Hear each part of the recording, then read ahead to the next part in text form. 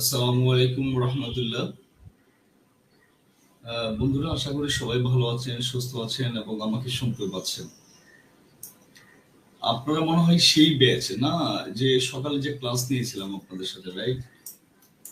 আমাকে একটু কাইন্ডলি কি জানাবেন যে আপনারা সেই ব্যাচ কিনা? প্লিজ একটু, আর আমাকে আপনারা শুনতে পাচ্ছেন কিনা বা আমাকে দেখতে পাচ্ছেন কিনা কাইন্ডলি একটু জানাবেন সবাই।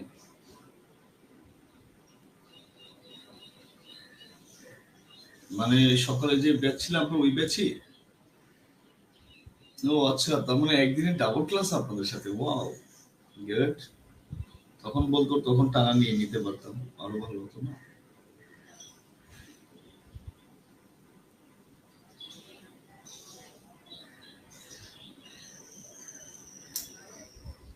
ওকে, যদি সব ক্লিয়ার হয় আসেন আমরা সময় ব্যয় না করে আমরা আলোচনা চলে যাই। আজকে আপনাদের সাথে আমার যা যা আলোচনা থাকবে সেটা হচ্ছে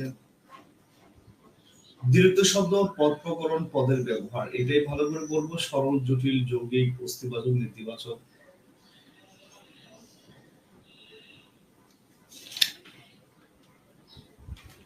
হ্যাঁ হ্যাঁ,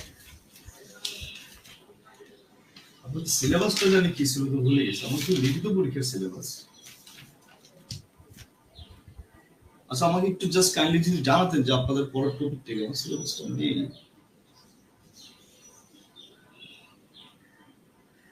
প্লিজ সবাই একটু জয়েন হন। আপনাদের কোনো প্রশ্ন থাকলে বা কোনো কোয়েরি থাকলে আমাকে একটু জাস্ট করতে পারেন। ক্লিয়ার? লাঞ্চ করেছি স্যার, হ্যাঁ একটু আগে খেয়েছি, খাওয়া দাওয়া কমপ্লিট।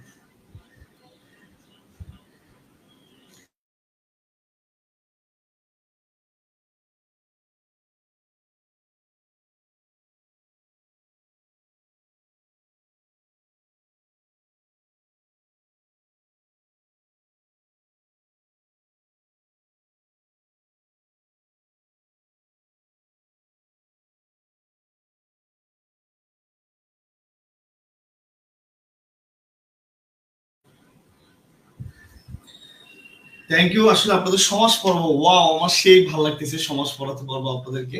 সমাজ অসাধারণ ভাবে আমরা পড়বো এবং ইনশাল্লাহ আমাদের 2 ঘন্টা সময়ে আমরা সমাজ শেষ করে ফেলতে পারবো। যেহেতু সমাজের আগে ছিল 6 প্রকার, এখন হচ্ছে 4 প্রকার। আসলে আমরা সেই জিনিসগুলো আলোচনা করি, আমরা কথা বেশি বাড়াবো না। সমাজ আমি ভাবলাম কি নাকি পড়াবো আপনাদেরকে, যখন দেখলাম যে না সমাজ পড়াবো, সমাজ পড়লে আমার নিজেরও সবসময় ভালো লাগে ইনশাল্লাহ। ওকে, তো সবাই খাতায় শিরোনাম লিখেন সমাজ। আমি ক্যামেরাটা চেঞ্জ করছি। আর যে যেখানে না বুঝবেন প্লিজ বরাবরের মতো আমাকে অবশ্যই জানাবেন যে ভাই এটা আমরা বুঝি নাই, রাইট? ঠিক আছে, আসলে উপরের ক্যামেরায় আমরা যাই।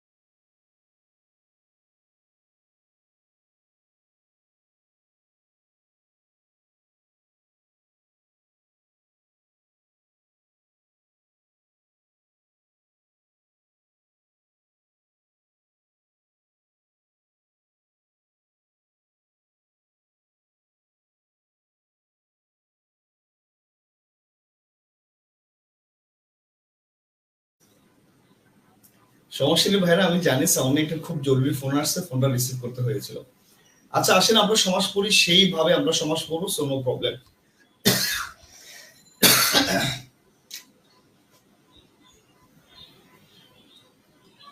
সমাসের প্রাইমারি স্টেজে আমরা যেটা আলোচনা করব বা আলোচনা রাখবো সেটা হচ্ছে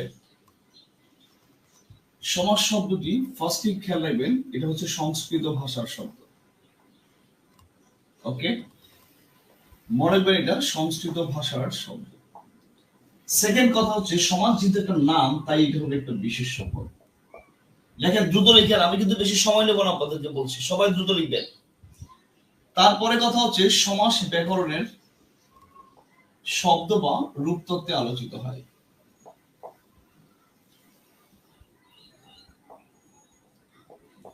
দ্রুত লিখেন, আমি যেমনি লিখি পারলে এমনি লিখবেন। দেন হচ্ছে সমাস অর্থ মিলন,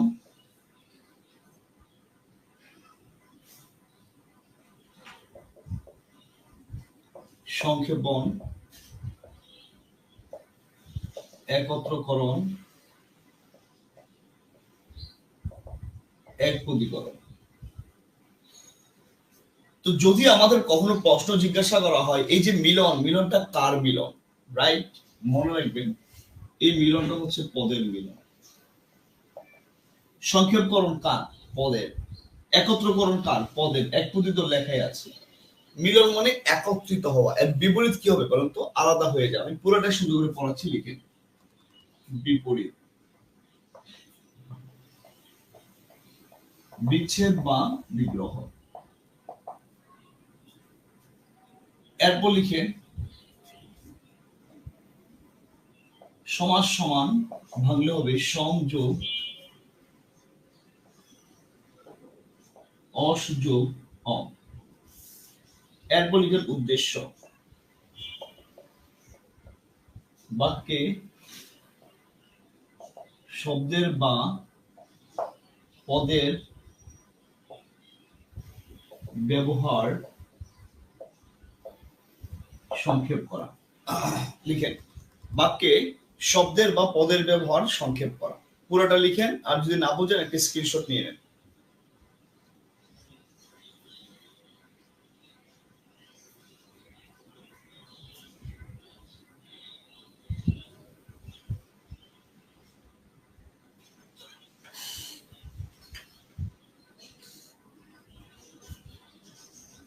লিখা শেষ হলে হা লিখবেন অথবা ডান লিখবেন, অথবা তা না পারলেও একটা ডি লিখবেন।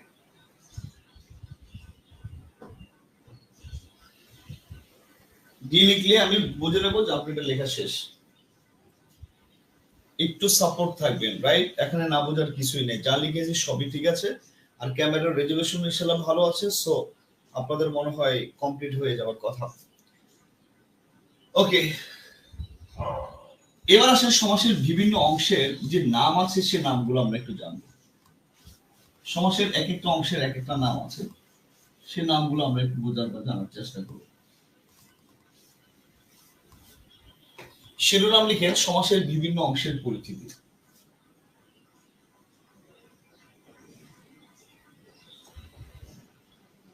আমরা এখন জানবো সমাসের কোন অংশকে কি বলা হয় না বলা হয়। একটা উদাহরণ যেটা অ্যাকচুয়ালি বিশেষ পরীক্ষা আসছে, সেটা কি দেখেন, সিংহ চিহ্নিত আসন।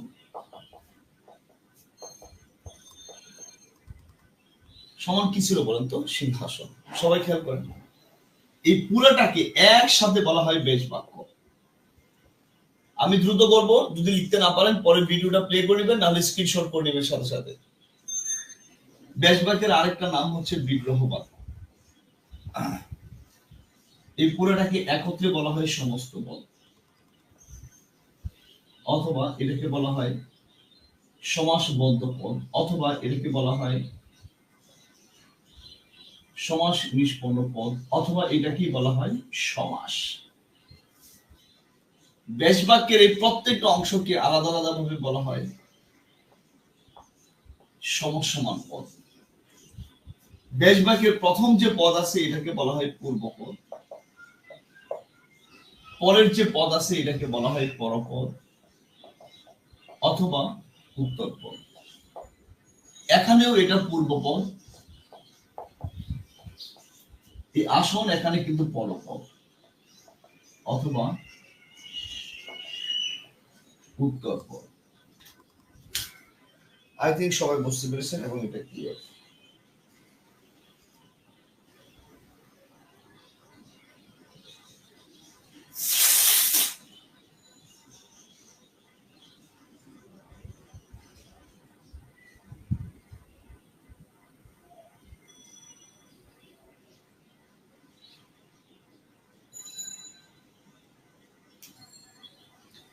দ্রুত লেখা শেষ করেন, দ্রুত।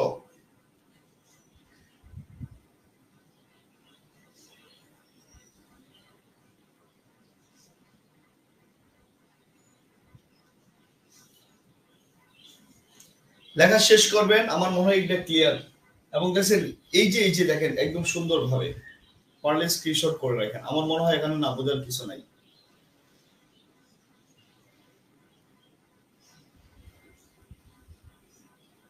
একদম পূর্বপদ এবং পরপদ কি দুই দিকেই হয়? হ্যাঁ, দুই দিকেই হয়, এখানেও হয় ওখানেও হয়। শেষ, রাইট? এবার শিরোনাম লিখেন কোন সমাসের কোন পদ প্রধান। দ্রুত করেন, নাহলে কিন্তু আমরা সমাস শেষ করতে পারবো না, সময় কিন্তু 2 ঘন্টা।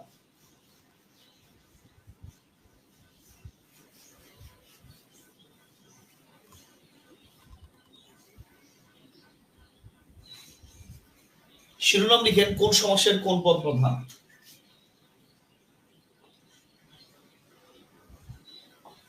এক নম্বর লিখেন দ্বন্দ্ব। দ্বন্দ্ব বানানটা একটু খেয়াল রাখবেন, রাইট? 2 এসে লিখেন দ্বিগু। কর্মধারয় তৎপুরুষ। 3 লিখেন অব্যয়ী ভাব। 4 এসে লিখেন বহুব্রীহি।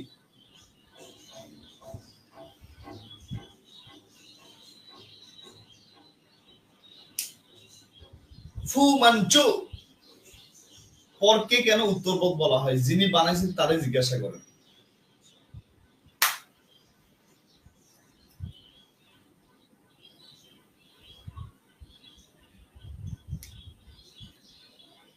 লিখেছেন, দ্রুত করবেন।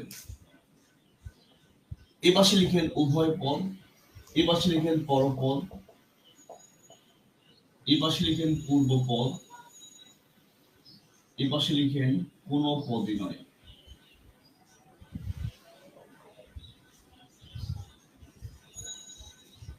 উভয় পদ, পরপদ, পূর্বপদ, বহুব্রী সমাসের কোন পদই প্রধান নয়। আমরা আলাদাভাবে শিখবো যে কোন সমাসের কোন পদ প্রধান এবং কেন প্রধান, সেটা আমরা জানবো সবাই। ফুমানচু নামটা কি সুন্দর। লিখা শেষ। আসেন কিভাবে মনে রাখবো কোনটার কোন পদ প্রধান। আমরা 6টা সমাসই পড়বো, ক্লিয়ার? আমি আবারও বলে দিই ব্যাপারটা কি। দ্বিগু সমাস বর্তমান ব্যাকরণে এটার মধ্যে চলে গেছে, ক্লিয়ার? এনএসআই গতকাল যে পরীক্ষা ছিল, এনএসআই পরীক্ষায় এই প্রশ্নটা আসছে, যদি বারবার বলি নতুন ব্যাকরণটা পড়েন। এটা চলে গেছে, এটার মধ্যে একটা কমে গেল, আবার এটা একবারে বাদ দেওয়া হয়েছে। কারণ সমাজ দিয়ে নতুন শব্দ তৈরি হয়, আবার বলি তৈরি হয়। তাহলে অব্যয়ভাব সমাসের সবগুলো শব্দ তৈরি হয় উপসর্গ দিয়ে, তাই অব্যয়ভাব সমাসটাকে উপসর্গের ভিতরে নিয়ে যাওয়া হয়েছে। তারপরে অব্যয়ভাব সমাস থেকে প্রশ্ন আসবে, তাই আমরা সবগুলো সমাসই করবো, চিন্তার কিছু নেই। আসেন ফার্স্ট আমরা জানবো বা মনে রাখবো কিভাবে যে দ্বন্দ্ব সমাসের কোন পদ প্রধান, এটা মনে রাখার ওয়েটা একটু জাস্ট বলে দিচ্ছি।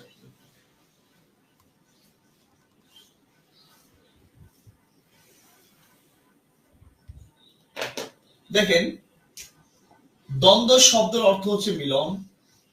সেম শব্দ দ্বন্দ্ব অর্থ হচ্ছে ঝগড়া করা, তার সাথে তার দ্বন্দ্ব আছে, ঝগড়া আছে।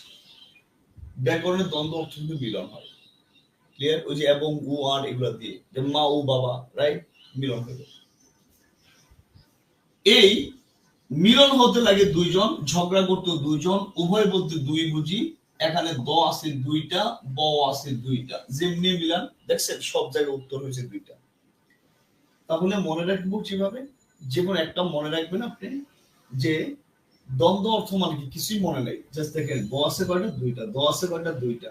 ঝগড়া, দ্বন্দ্ব অর্থ ঝগড়া, দ্বন্দ্ব অর্থ মিলন, মিলনও দুইজন, ঝগড়াও দুইজন, এই উভয়ও দুইজন, সবই দুই। দ্বন্দ্ব সমাসে যা আছে তার সবই দুই মানে দুইটা পদই প্রধান থাকবে, প্রাধান্য থাকবে। ক্লিয়ার? শেষ। এরপর আমরা শিখবো দ্বিগু সমাস, যেটা পরপদ প্রধান। কিভাবে পরপদ প্রধান হয় দেখেন। দ্বিগু লিখলাম, দ্বিগুর ফার্স্টে আছে দ্বি, দ্বি মানে দ্বিতীয়। তো দ্বিতীয় পদ মানে কি বলেন তো? পরপদ। প্রথম পদ পূর্বপদ, দ্বিতীয় পদ মানে কি? পরপদ। ক্লিয়ার? শেষ। এরপর দেখেন আমি লিখলাম কর্মধারয়। এই যে আপনারা কয়েকদিন পর জব করবেন, জবে গিয়ে কর্ম করবেন না, কর্মগুলো কিন্তু নিজের না, কর্মগুলো সরকারের বা পরের কর্ম। ক্লিয়ার? ওকে। তাহলে আমরা যে কর্মগুলো করি, কর্মগুলো আমরা পরের করি, নিজের করি না, পরের কর্মই আমরা সম্পাদন করার চেষ্টা করি। এরপর আসেন তৎপুরুষ। খেয়াল করেন, তৎ অর্থ তার, তৎপুরুষ মানে তার পুরুষ। আর তার পুরুষ সবসময় হয় কি বলেন তো? পরপুরুষ। নিজের পুরুষ তো নিজের পুরুষ, তার পুরুষ মানে অন্যের পুরুষই হয় কি বলেন? পরপুরুষ। ক্লিয়ার? তৎপুরুষ মানে কি? পরপুরুষ। তো তৎপুরুষ যদি পর বোঝায়, তাহলে তৎপুরুষ সমাজে কোন পদ প্রধান হবে বলেন তো? পরপদ প্রধান। দেখেন ক্লিয়ার কিনা? দ্বিগুর দ্বি মানে দ্বিতীয়, দ্বিতীয় পদ প্রধান মানে পরপদ প্রধান। কর্মদ্বয় সমাস, আমরা পরের কর্ম করি। তৎপুরুষ, তৎ মানে তার, তৎপুরুষ মানে তার পুরুষ, তার পুরুষ মানে পরপুরুষ মানে পরপদ। Clear? I think it's damn and very clear.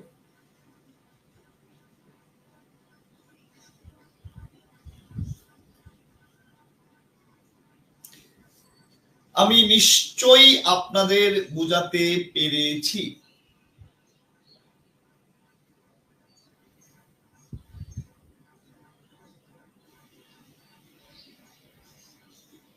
Clear? Thank you. আসেন এরপর আমরা যাবো অব্যয়ভাব সমাসের কোন পদ প্রধান, এটা কিভাবে মনে রাখবো।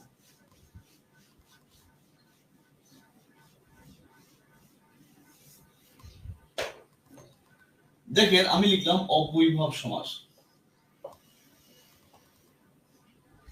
অব্যয়ভাবের ফার্স্টে আছে অ।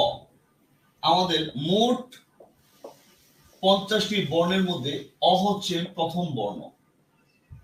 প্রথমটা আমরা কি বর্ণ বলতে পারি বলেন তো? পূর্ব। দ্বিতীয় যদি হয় পর, তাহলে প্রথমটা হয় কি? পূর্ব। তাহলে অ দিয়ে আমরা পূর্ব বুঝি, তাহলে অব্যয়ভাব সমাসের অ দিয়ে পূর্বপদ বোঝানো হয়। Clear? I think it's very clear. দেন আসেন আমরা শিখবো বহুব্রীহি সমাস। আমরা প্রধান শিখতেছি, শব্দের ফার্স্ট আছে বহু। তো বহু দিয়ে কি বুঝাইছে? যেই দলের বহু প্রধান, তার মানে কেউই প্রধান নয়। এটা মনে রাখবেন, একটা দলে প্রধান হয় সর্বোচ্চ কিন্তু একজন, কিন্তু আপনি গিয়ে দেখলেন এই দলের বহু প্রধান, তার মানে কি জানেন? আসলে কেউ প্রধান না।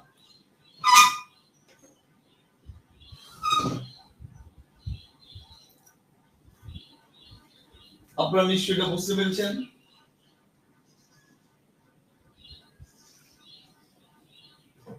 বুঝলে একটা হা বলবেন, না বুঝলে না বলবেন। শেষ এই অংশটা। Okay fine. এবার আসেন আমরা প্রকার ভেদে যাই। লিখেন সমাস মোট 4 প্রকার। আগে ছিল 6 প্রকার, তো জানেনই। আচ্ছা তাও লিখে দিই। দেখেন সমাস, পূর্বের ব্যাকরণ 6 প্রকার।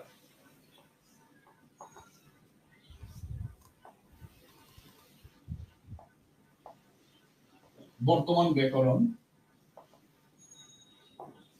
4 প্রকার। পূর্বের ব্যাকরণে কি কি ছিল একটু আগে আমরা সব পড়েছি। ওফ, লেখেন সবাই। দ্বন্দ্ব, দ্বিগু, কর্মধারয়, তৎপুরুষ,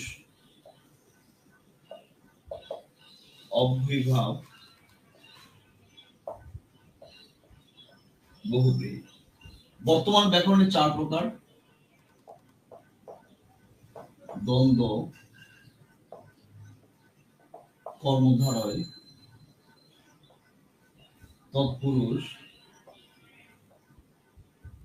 বহুব্রীহি। ঘটনা কি দাঁড়াইছে? এই দ্বিগু সমাস এটার মধ্যে চলে গেছে আর এটাকে বাদ দেওয়া হয়েছে। সবাই তাকা। দ্বিগু সমাস কর্মধারয়ের ভিতরে চলে গেছে, গিয়ে এই দ্বিগুর নাম হয়েছে দ্বিগু কর্মধারয়, অব্যয়ভাব বাদ। আর হইলো বহুব্রীহি। তাহলে দ্বন্দ্ব কর্মধারয় তৎপুরুষ বহুব্রীহি, দ্বন্দ্ব কর্মধারয় তৎপুরুষ বহুব্রীহি। আই থিঙ্ক আপনারা বুঝতে পারছেন।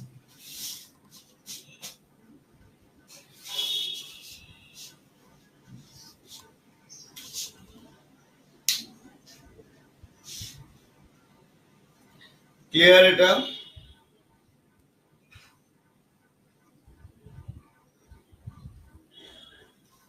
একজন লিখেছে স্যার গত 5 বছর ইউসিসি ইংলিশ ক্লাস দিয়েছি, আজ আপনাকে দেখে মনে পড়ে গেল। থ্যাংক ইউ ভাইয়া। স্যার আসলে কোনটি হবে? ক্লিয়ার। আচ্ছা ভাইয়া, কোনটি হবে এই নিয়ে আপনাদের বিভ্রান্ত হওয়ার কোনো কারণ নেই। আপনি যে যাই ভাবেন না কেন, এখন সমাস 4 প্রকার, এটাই আপনি মাথায় রাখবেন। 6 প্রকার মাথায় রাখবেন, তারপরে আমরা দ্বিগু পড়বো, অব্যয়ভাব পড়বো, পড়া আমরা বাদ দেবো না, কিন্তু আমরা মনে রাখবো বর্তমানে সমাস 4 প্রকার। এই ধরনের প্রশ্ন আসবে না। সকালের ক্লাসে আমি আপনাদেরকে বলেছিলাম যে এই ধরনের প্রশ্ন হওয়ার এখন তেমন কোনো চান্স বা সম্ভাবনাই নাই।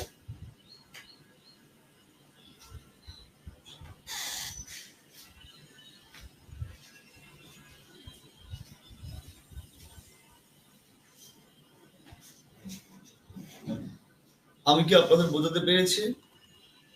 এবার আসেন, ফার্স্ট আমরা একটা একটা পড়া শুরু করি। আমরা 6টাই পড়বো, চিন্তার কিছু নেই, 6টাই পড়বো। তবে পরীক্ষায় যেভাবে আসে সেভাবে মিলিয়ে ঝিলিয়ে পড়বো, যেন আমরা পরীক্ষা ভালো করতে পারি। আমাদের টার্গেট তো আলটিমেট শিখা না, পরীক্ষা ভালো করা। আর এগুলো শিখে শিখে একটা সময় আপনি ভুলেও যাবেন। তার চেয়ে ভালো পরীক্ষা আগে ভালো করেন, পরীক্ষাটা ভালো হলে সব ঠিক আছে। পরীক্ষা ভালো না করলে আপনার মেধা জ্ঞান বিদ্যা কোনো লাভ নেই। দিন শেষে পরীক্ষা ভালো হওয়া লাগবে। আপনার পরীক্ষা ভালো হইলো, তার মানে আপনার জ্ঞান বিদ্যা সব কাজে লাগলো। না হলে পাবলিক আপনার 2 টাকার মূল্যায়ন করবে না।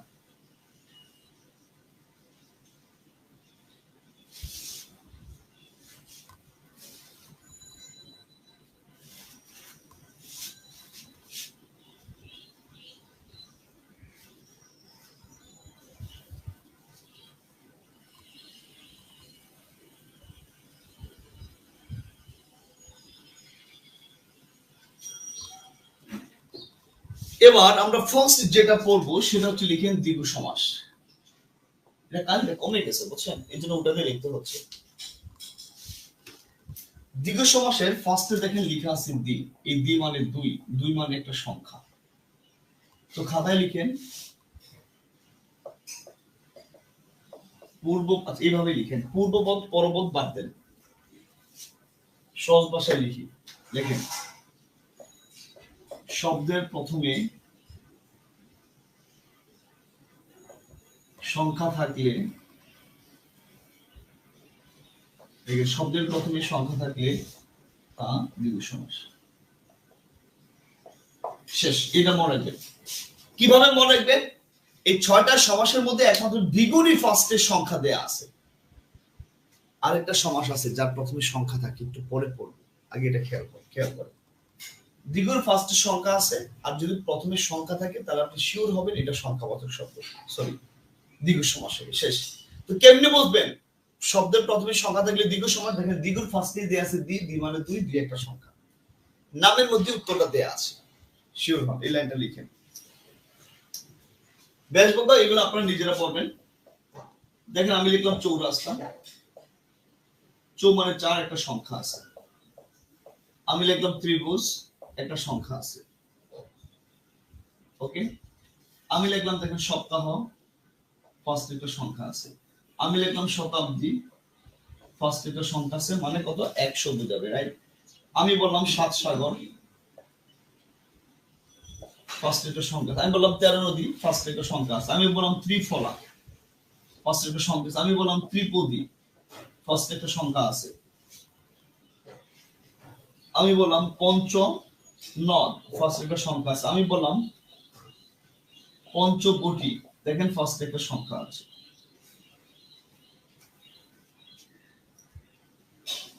তাহলে ভাইয়ের আপুরা আমরা শুধু এটাই মনে রাখবো, শব্দের প্রথমে যদি সংখ্যা থাকে এটা কোন সমাস হবে, সেই সমাস হবে যেই নামের মধ্যেও প্রথমে সংখ্যা আছে, তো মিলে গেল, এটার পড়াই লাগলো, সহজ হয়ে গেল, রাইট? লিখেন উদাহরণ।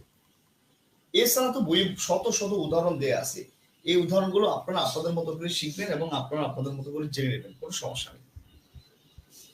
ওকে, খেয়াল থাকে যেন।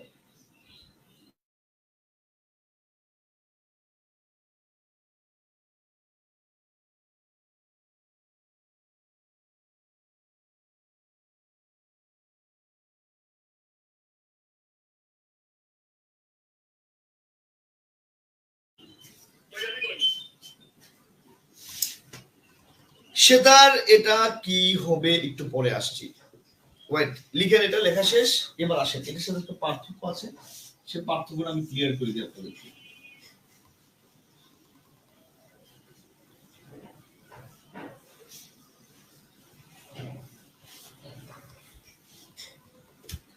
কি পার্থক্য আছে দেখেন, একটা ছক করেন।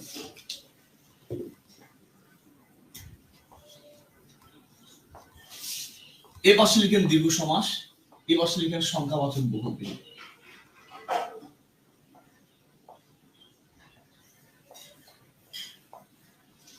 এ পাশে লিখেন অর্থ ঠিক থাকবে, মানে অর্থ যেটা আছে সেটাই থাকবে, অর্থের কোনো রকম পরিবর্তন হবে না। এ পাশে লিখেন অন্য একটি অর্থ বোঝাবে। এক উদাহরণে আপনাদের পড়া শেষ। আমি লিখলাম দেখেন চৌরাস্তা, আমি দেখেন লিখলাম চৌবাচ্চা। সবাই দেখান, এটারও ফার্স্টের সংখ্যা, এটারও ফার্স্টের সংখ্যা। চৌরাস্তা দিয়ে আমরা এই চারটা রাস্তার মিলন বা সমাহারই বুঝি, চার রাস্তার মিলন বা একটা জায়গায় চার রাস্তা হয়েছে এটাই বুঝি আমরা। চৌবাচ্চা দিয়ে দেখেন যা আছে তার কোনোটারই অর্থ থাকবে না, অন্য একটা অর্থ হবে। সংখ্যাবাচক বহুব্রীহি, অর্থ যা আছে তাই থাকলে দ্বিগু সমাস। চৌবাচ্চা, বাচ্চা টাচ্চার কোনো কিছুর সাথে মিললে চৌবাচ্চা শব্দের অর্থ হচ্ছে গর্ত অথবা একটা কূপ, যেখানে পানি, যেখান থেকে পানি উত্তোলন করা হয়। দেখছেন, অর্থ পরিপূর্ণ চেঞ্জ। আরেকটা উদাহরণ দেখি, লিখে দেখেন, লিখলাম 14 শীত, 14টা শীত থেকে কোনো অর্থ থাকবে না, অন্য অর্থ হবে। সেটা হচ্ছে কি বলেন তো, লেখেন জেলখানা। দেখেন আমি লিখলাম চার হাতি, চারটা হাতি আদি কিছু বোঝাবে না, চার হাতি মানে হচ্ছে একটা লাঠি বোঝাবে। আমি বললাম 8 হাতি, 8টা হাতির আদি কিছু বোঝাবে না, 8 হাতি বলতে আমরা যেটা বুঝবো, 8 হাতি মানে হচ্ছে একটা ধুতি কাপড়। ওকে, চৌচালা, চারটা চালা বুঝাবে না, চৌচালা মানে কিন্তু একটা ঘর। সে তার একটু আগে কে জানে, সে তার তিনটা তারের সমাহার না, সে তার কিন্তু একটা বাদ্যযন্ত্র, বুঝে কিন্তু সেতার দিয়ে কিন্তু তিনটা, সে মানে তিন বুঝায়, তিনটা তারের সমাহার বোঝায় না, সেতার দিয়ে একটা বাদ্যযন্ত্র বোঝায়। চৌচালা মানে একটা ঘর বোঝায়, ওই ঘরে 4টা চালা থাক আর 10টা চালা থাক। চৌচালা বলতে চালার সাথে কোনো সম্পর্ক নেই, চৌচালা মানে হচ্ছে ঘর। চার হাতি, হাতির সাথে কোনো সম্পর্কই নাই, এটা একটা ধুতি বোঝায়। দেখেন অর্থ হুবহু চেঞ্জ। আচ্ছা, যদি একজন বলেছেন সেতার, সেতার যদি হয় তিন তারের সমাহার, আচ্ছা তিনটা তারের সমাহার আমি করলাম, কিন্তু সেতার দিয়ে তো তিনটা তারের সমাহার বোঝায় না, সেতার একটা বাদ্যযন্ত্রের নাম। তো আমি বললাম তিনটা তারের মিলন, আবার আমি বললাম বাদ্যযন্ত্র, মিলল না কিন্তু। ক্লিয়ার? এই জন্য সেতারটা সংখ্যাবাচক বহুব্রীহি হবে। ওকে, আবার কেউ যদি বলে এটা দ্বিগু সমাস, তাহলে ব্যাখ্যাটা এভাবে করতে হবে, তিন তারের সমাহার। হ্যাঁ, এখন দেখেন তিন তারের সমাহার তো আমি এভাবেও করতে পারি, আমি তিনটা তার আনলাম, তার মধ্যে না যেগুলো তিনটা তার আই না একসাথে মিলাইলাম। এখন তিনটা তার, ধরো এই একটা তার, দেখেন সবাই, এই একটা তার, ধরো একটা তার নিলাম আমি ছোট তার, এই একটা ছোট তার নিলাম, এই একটা ছোট তার নিলাম, নিয়ে মিলাইলাম, তিনটা তার আমি এইভাবে মিলাইছি। আপনি কি বলবেন এটা সেতার? না, সেতার একটা বাদ্যযন্ত্র। তিনটা তারের সমাহার হলেই যে এটা সেতার হবে এরকম ব্যাপার না, কিন্তু এখানে যা আছে ঠিক তাই হবে। ক্লিয়ার? ব্যাপারটা এরকম।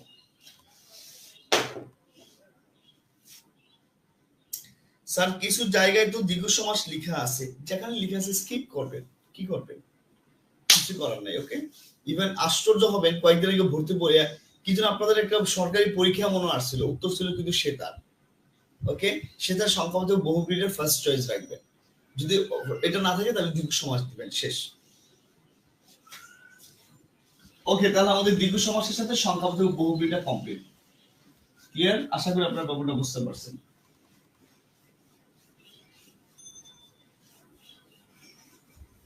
আসেন এবার আমরা যাবো অভূমিভাব সমাস, কারণ এটাও 1 মিনিটই পড়া যায়। লেখেন খাতায় সবাই অভূমিভাব সমাস।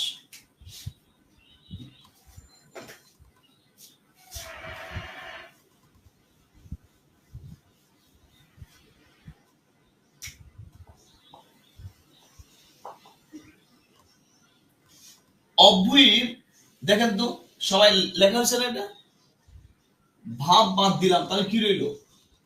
অব্যয়। দীর্ঘই বাদ দিলাম তাহলে কি রইল বলেন তো? অব্যয়। কথা কি বুঝতে পারছেন? দীর্ঘই বাদ দিলাম তাহলে কি রইল বলেন তো? অব্যয় রইল। ওকে, এখন যেটা আপনারা খেয়াল রাখবেন, এই অব্যয়কে ভাঙলে হয় কি বলেন তো? অ যোগ ব্যয়। সবাইকে বোঝেন, অব্যয়কে ভাঙলে কি হয় বলেন তো? অ যোগ ব্যয়। ঘটনা কি? যেটা ঘটনা, এই অ মানে না, এই অ কিন্তু একটা উপসর্গ, কারণ আমরা জানি অর্থ আছে এমন শব্দের আগে যে যেটা হয় এটা উপসর্গ হয়। ক্লিয়ার? তাহলে অ হচ্ছে কিন্তু একটা উপসর্গ। ওকে, তাহলে দেখেন অব্যয়ীভাব সমাস সে নিজেই বলে দেয় তার সাথে বা প্রথমে যে অ আছে সে নিজে একটা উপসর্গ। তাহলে এক কথা আমরা বলতে পারি যে যে শব্দের প্রথমে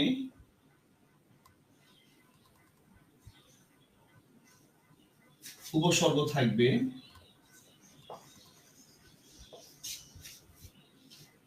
তা অব্যয়ীভাব সমাস। লাইনটা একটু লিখে, যে শব্দের প্রথমে উপসর্গ থাকবে সেটা অব্যয়ীভাব সমাস।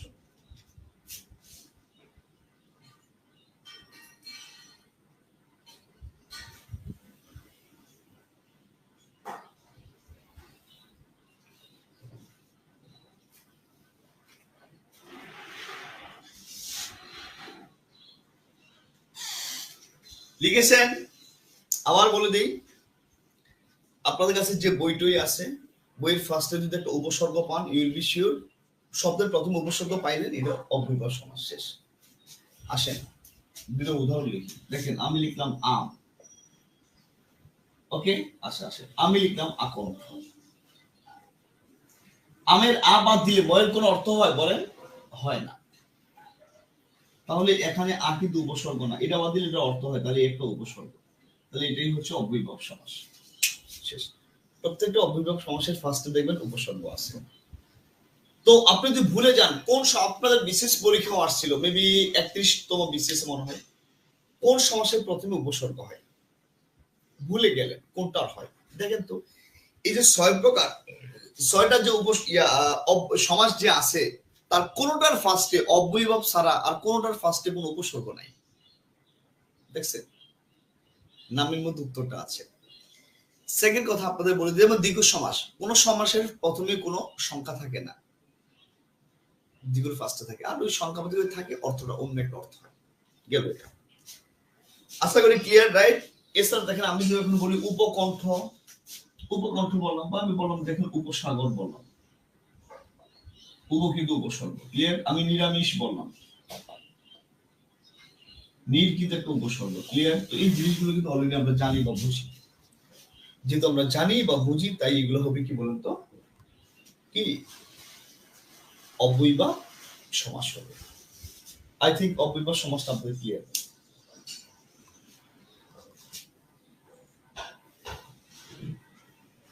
ক্লিয়ার?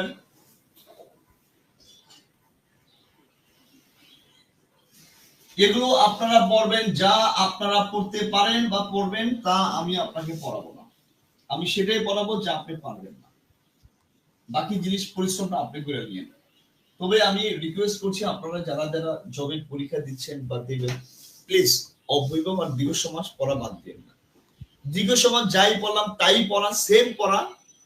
অপশনে যদি দীর্ঘ কর্মধারা থাকে তাহলে দীর্ঘ কর্মধারা উত্তর দিবেন, শুধু এতটুকু মনে রাখবেন, আর সব ঠিক আছে। ক্লিয়ার ব্যাপারটা? এটাকে আপনার চিন্তা বা চেতনা বা কোনো ঝামেলা আনার কোনো প্রয়োজনে নেই, প্রয়োজন নেই।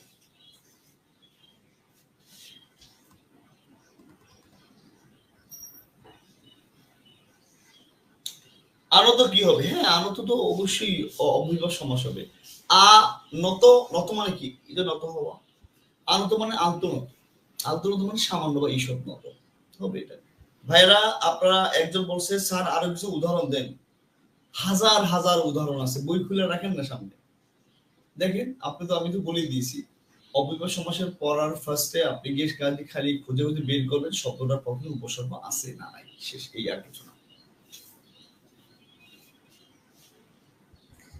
একজন বলেছে স্যার বগুড়া থেকে বলছি, বগুড়া ব্রাঞ্চ থেকে। স্যার কি নাম আপনার? নামটা আমি দেখতে পাচ্ছি না, শুধু ফেসবুক ইউজার আসে, কারণ আমি আমার বাসা থেকে ক্লাস নিচ্ছি আপনাদের। বাসা থেকে ক্লাস নিলাম, যাই হোক সরাসরি তো আপনাকে দেখা যাবে না। নৈয় তৎপুরুষ আর অব্যয়ভাব সমাস উভয়ের সামনেই অহয়। হ্যাঁ, অহয়, ক্লিয়ার। কিন্তু বেশ বাক্যটা আবার চেঞ্জ হবে, এই তো অব্যয়ভাব সমাসটা বাদই দেওয়া হয়েছে। আবার আপনি যেটা বললেন এছাড়া আরো একটা ব্যাপার আছে, যেমন প্রাদেশিক সমাস আছে, এটার ফার্স্টে কিন্তু উপসর্গ হয়। হ্যাঁ, তো এগুলো তো আপনি ব্যাখ্যা বিশ্লেষণ করে শিখতে পারেন, শিখবেন। প্রত্যেকটা নিয়ে ঝামেলা আছে, এমনও এমনও আছে একটা শব্দ তিনটা সমাস হয়, তো কেমনি কি করবেন? এই জন্য আমি বলি এত ঝামেলা যাওয়ার প্রয়োজন নেই। আপনি এত ব্যাখ্যা বিশ্লেষণ না করে বইয়ে যেটা যেভাবে যে জায়গায় দেয়া আছে সেটা সেভাবে পড়ে ফেলেন, স্টেপ বাই স্টেপ যান। প্রথমে পুরো জিনিসটা আয়ত্তে আনেন, তারপরে স্টেপ বাই স্টেপ পরবর্তীতে আপনি বাকি জিনিসগুলো মাথায় নিয়ে নেবেন। ক্লিয়ার? প্রথমেই সব ব্যাখ্যা বিশ্লেষণে যাবেন না, প্রথমে বেসিকটা আনার চেষ্টা করবেন। গেল, এবার আসেন আমরা শিখবো কর্মধারয় সমাস। কর্মধারয় সমাসের আগে আমরা তৎপুরুষটা পড়ে নিই। তৎপুরুষটা খুব গুরুত্বপূর্ণ। ক্লিয়ার? এটা একটু সহজ হবে আপনাদের জন্য পড়তে। তৎপুরুষটা কমপ্লিট করে আমরা অব্যয়ভাবে যাব, তারপর বহুব্রী, তারপর দ্বন্দ্ব, তারপর পড়া শেষ। শিরোনাম লিখেন তৎপুরুষ সমাস।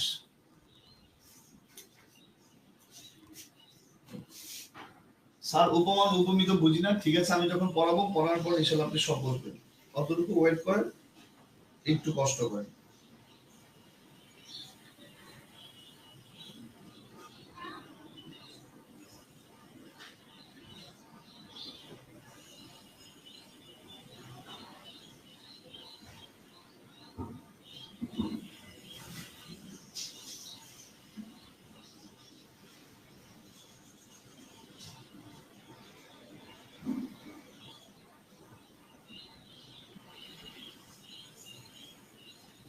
লেখা শেষ?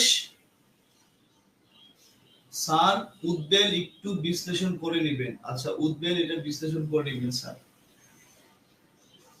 আপনি নিজেরা কিছু বলতে চান না কেন নিজেই বুঝেন। আচ্ছা আসেন স্টেপ বাই স্টেপ যাই, যখন যেটা যেখানে মানে বিশ্লেষণের প্রয়োজন হবে আমি সেটা আপনাকে করবো, সো আপনার চিন্তার কিছুই নেই।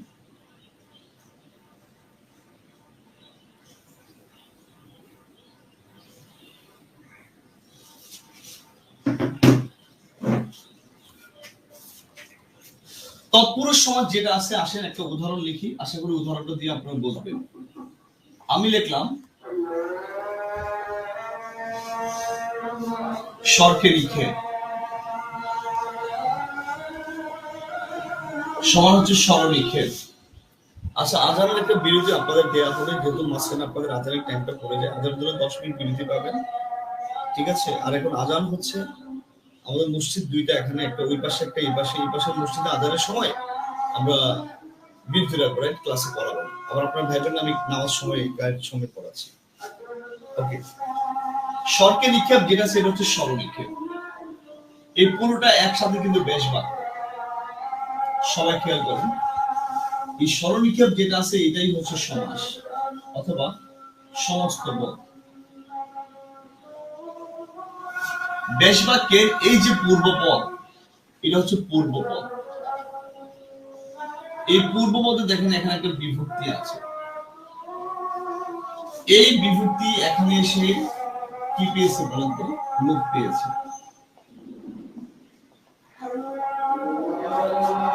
আচ্ছা, আজান হচ্ছে, আজানটা শেষ হোক, একটু হোল্ড থাকে না।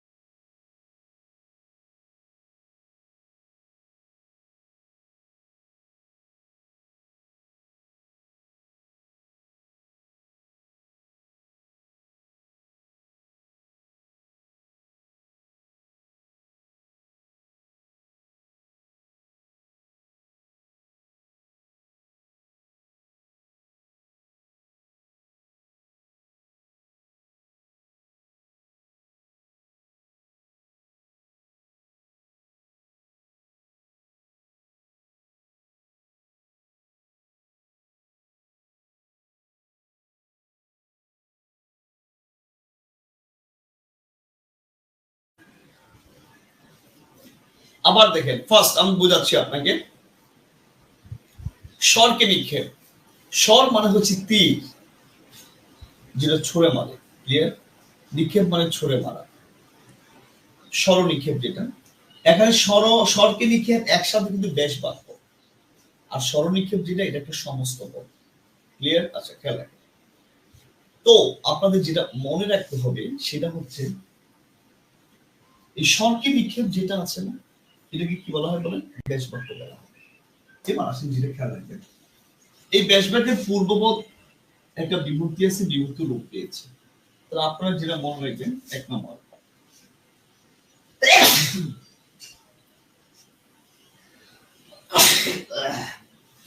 সরি, লেখেন সবাই খাতায়।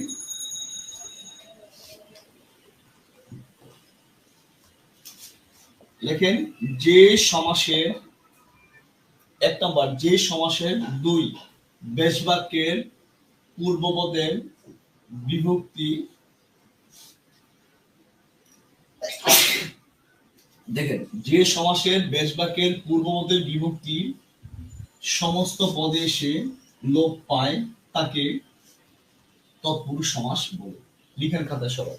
ঠিক আমি যেইভাবে আর্ট করলাম সেইভাবে আপনারা এই জিনিসগুলো লেখার চেষ্টা করেন বা বোঝার চেষ্টা করেন। আমি আবার বলে দিই, যে সমাসের, আবার বলছি, যে সমাসের বেশ বাক্যের পূর্বপদের বিভক্তি সমস্ত পদে এসে লোপ পায় তাকে, এই পুরো প্রসেসটাকে বলা হবে তৎপুরুষ সমাস।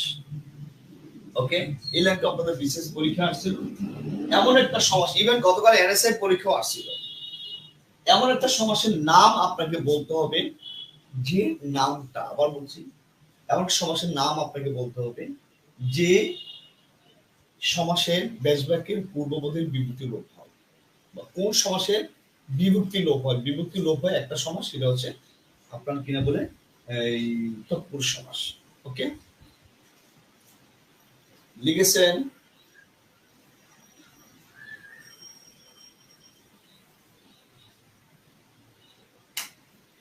এবার আসেন আমরা যেটা শিখবো, তৎপুরুষ সমাস আমরা বুঝলাম। যেমন দেখেন আমি এইভাবে বললাম, বনের মানুষ সমান কি বলেন তো, বন মানুষ। এর এখানে এর বিভক্তি ছিল, এটা কিন্তু এখানে এসে লোপ পেয়েছে। আপনারা যেটা মনে রাখবেন, যেই বিভক্তিটা লোপ পাবে তাকে সেই বিভক্তি তৎপুরুষ সমাস বলা হবে। এখানে কে যেটা আছে এটা কিন্তু দ্বিতীয় বিভক্তি, রাইট? তাহলে এই স্বরনিক্ষেপ হচ্ছে দ্বিতীয় তৎপুরুষ সমাস। এখানে এর হচ্ছে ষষ্ঠী, এটা এখানে লোপ পেয়েছে, তাহলে বন মানুষ যেটা আছে এটা হচ্ছে ষষ্ঠী তৎপুরুষ সমাস।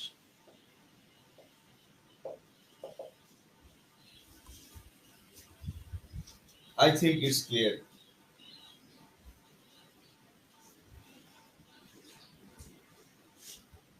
ক্লিয়ার? আবার বলছি, যে বিভক্তির লোপ পাবে তাকে সেই বিভক্তির তৎপুরুষ সমাসই বলা হবে।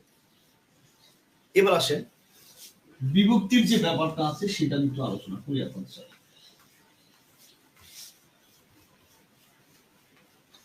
বিভক্তির যে ব্যাপার আপনাকে স্ট্রংলি মনে রাখতে হবে সেটা হচ্ছে,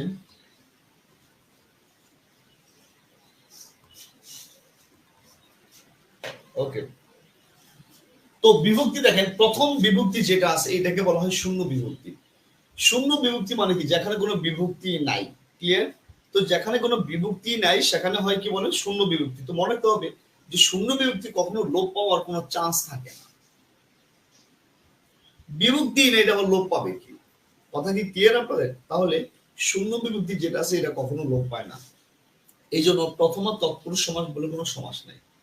তৎপুরুষ সমাস শুরু হয়েছে দ্বিতীয় থেকে ষষ্ঠী পর্যন্ত, সপ্তমী পর্যন্ত, 6টা। ক্লিয়ার? তৎপুরুষ সমাস মোট 9 প্রকার, বিভক্তি লোপ পেয়ে হয় 6টা। এ ছাড়া আছে অলক তৎপুরুষ, নৈয় তৎপুরুষ, অলক তৎপুরুষ, নৈয় তৎপুরুষ, উপপদ তৎপুরুষ, অনেকগুলো তৎপুরুষ। তাহলে ওই 3টা 6টা মোট হয় 9টা। ফার্স্ট আমরা শিখবো দ্বিতীয় তৎপুরুষ সমাস। লিখেন খাতায়, দ্বিতীয় তৎপুরুষ।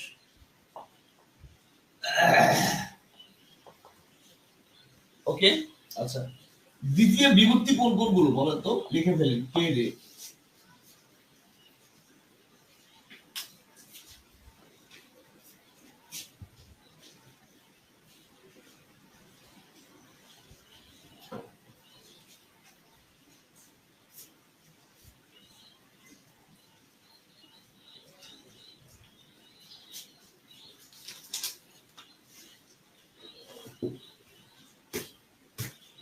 লিখছেন?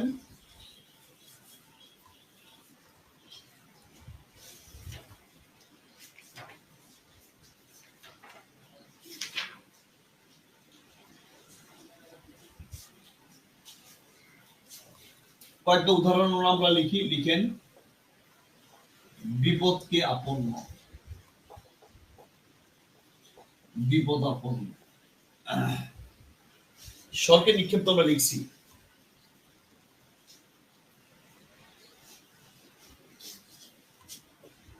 এরপর লিখেন আমকে কুড়ানো।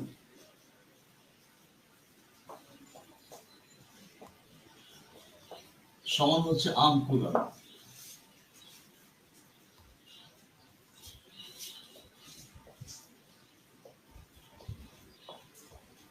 তপবনকে দর্শন। তপবন দর্শন, এই তিনটাই লিখলাম, বাকিগুলো আপনারা লিখবেন। লিখছেন? এবার লিখেন ইংলিশে এক্সপ্লোসিভ।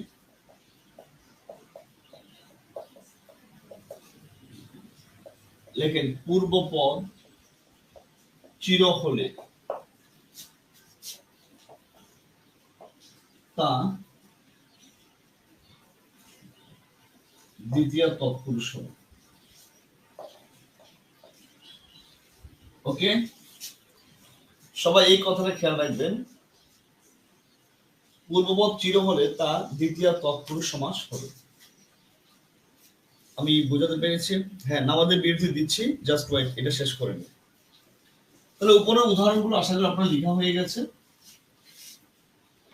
এখন দেখেন পূর্বপদ চির মানে কি, আমি এভাবে লিখলাম, দেখেন চির সুখী,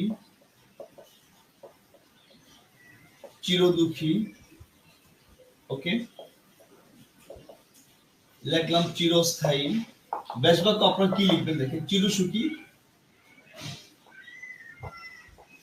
চিরকাল বিপিয়া সুখী, শুধু বেবি অ্যাড করে দিলে হবে। চির সুখী, চিরস্মরণীয়,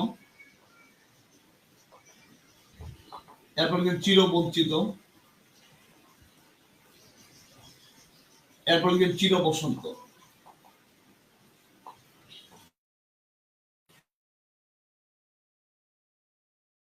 চির চির সুখী, চির দুঃখী, এই জাতীয় যা যা আছে এই জিনিসগুলো, রাইট? ওকে, এগুলোর সাথে বিভক্তি তেমন একটা নাই, বাট তারপরে দ্বিতীয় তৎপুরুষ সমাস। আমি আপনাদের নামাজের জন্য 10 মিনিট বিরতি দিচ্ছি। এখন বাজে 4:29 বাজে। ওকে, আপনারা নামাজের জন্য 4:42 এসে জয়েন করবেন। ওকে,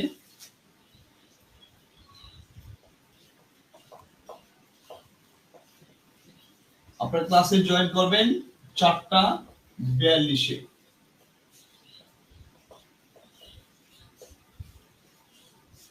ঠিক আছে, আমি মিউট করে রাখছি। আপনারা সবাই 4:42 মানে 4:40-এর মধ্যে চলে আসবেন, নামাজ শেষ হলে চলে আসবেন।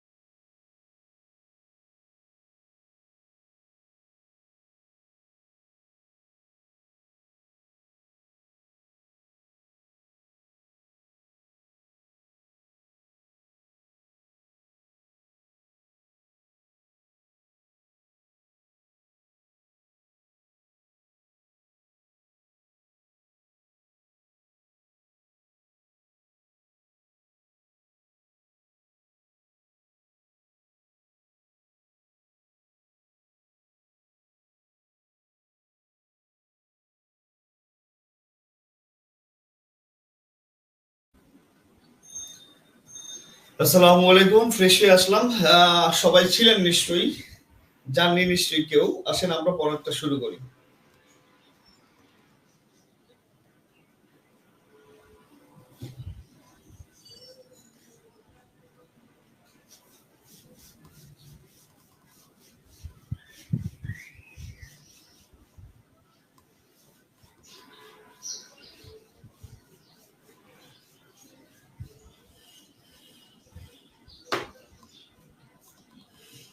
এখন আমরা যেটা করব সেটা লিখেন তৃতীয় তৎপুরুষ সমাস।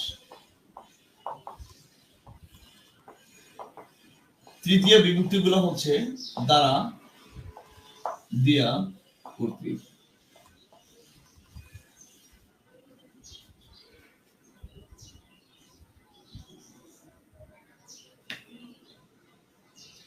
উদাহরণ লিখেন মধু দিয়ে মাখা, মধু মাখা দিয়ে এখানে লোক গেছে।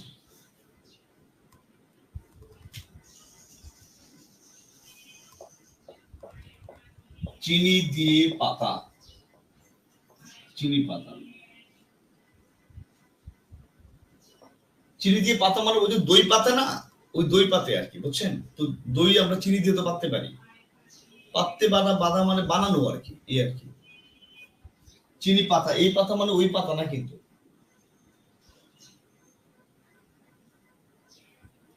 এরপর লিখেন শ্রম দ্বারা লব্ধ।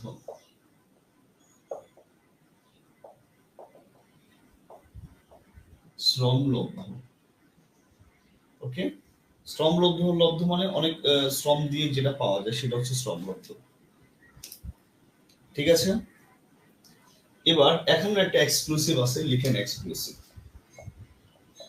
আমি কয়েকটা উদাহরণ দেব, বেশি উদাহরণ তো দেওয়া পসিবল না। এক্সক্লুসিভে যেটা মনে রাখবেন, পরপদ যদি হীন হয় অথবা শূন্য হয়, ওকে। দুইটা জিনিস খেয়াল রাখবেন, একটা হচ্ছে পরপদ হীন হবে অথবা পরপদ শূন্য হবে। যদি এরকম হয় তাহলে এটা তৃতীয় তৎপুরুষ সমাস হবে, ওকে। যেমন দেখেন, আমি বলতে পারি প্রেমহীন, প্রেম শূন্য। প্রাণহীন, প্রাণ শূন্য। আচ্ছা, প্রেমহীন, প্রেম দ্বারাহীন। এরপর আপনি লিখতে পারেন প্রাণহীন, অথবা বলতে পারেন প্রাণ শূন্য। আবার বলতে পারেন জ্ঞানহীন, আবার বলতে পারেন জ্ঞান শূন্য। ক্লিয়ার?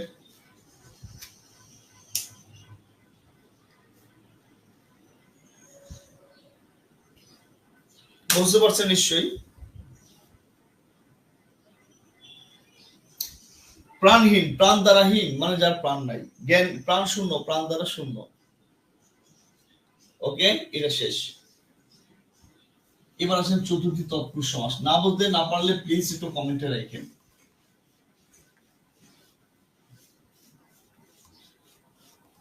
এখন আসেন আমরা বলবো চতুর্থী তৎপুরুষ সমাস।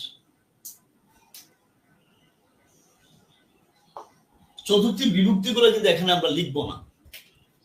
এখানে আমরা যেটা লিখবো সেটা হচ্ছে চতুর্থী কিছু বিভক্তি রূপক আর নামক জিনিস আছে যেটা নিমিত্ত অর্থ প্রকাশ করে। যেমন আচ্ছা, চতুর্থী তৎপুরুষ যেটা, যেমন দেখেন আপনার এই উদ্দেশ্য বোঝাবে, নিমিত্ত বোঝাবে। আমি আবার বলছি, উদ্দেশ্য বোঝাবে, নিমিত্ত বোঝাবে,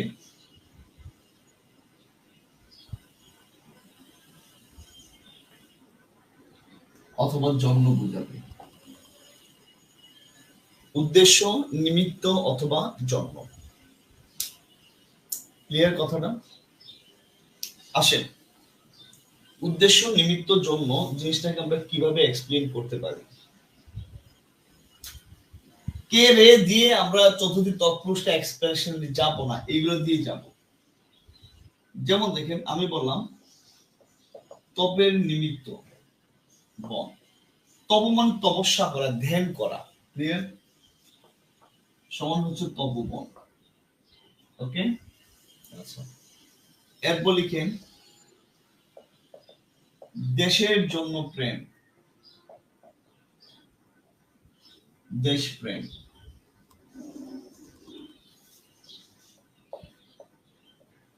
মুক্তির জন্য যুদ্ধ,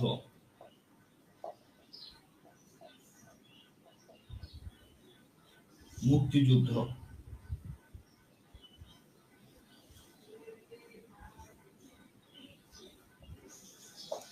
ডাকের জন্য মাসুল,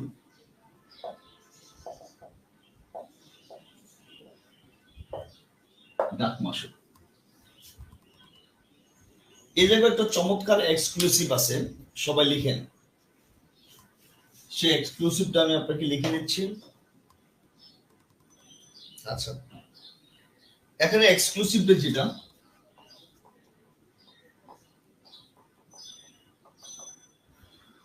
পরপদ যদি আলোয়, আগার অথবা যাত্রা হয়, এই তিনটার যে কোনো যদি একটা হয় বা তিনটাই যদি হয়, আলোয়, আগার, আরেকটা হচ্ছে যাত্রা, দ্রুত লিখবেন, না হলে স্ক্রিনশট রাখবেন।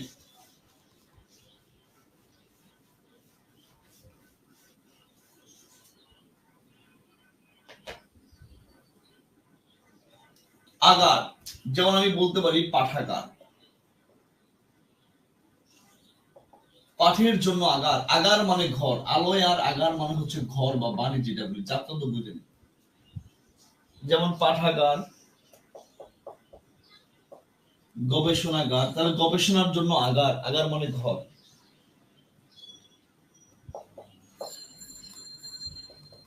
গ্রন্থাগার, এই জাতীয় কিছু। আলোয় দিয়ে যেটা হয়, আলোয় লেখেন ভজনালয়। এই ভজন মানে কি জানেন? মসজিদ বুঝায়, কি মসজিদ মন্দির এগুলা বোঝায়। এই ভোজন না, এটা ভজন। ভোজন মানে খাওয়ার, ভজন মানে প্রার্থনা যেখানে করা হয়। যাত্রা দিয়ে কয়েকটা গুরুত্বপূর্ণ উদাহরণ আছে, যেমন লিখেন জয়যাত্রা, যুদ্ধযাত্রা, তীর্থযাত্রা, হজ যাত্রা। এই এক্সক্লুসিভ গুলো একটু মনে রাখবেন। ওকে, সবাই একটু লিখেন, আমি 2 মিনিটের মধ্যে একটু আসছি। হ্যাঁ, লিখেন একটু, পরবর্তী যদি এটা হয়।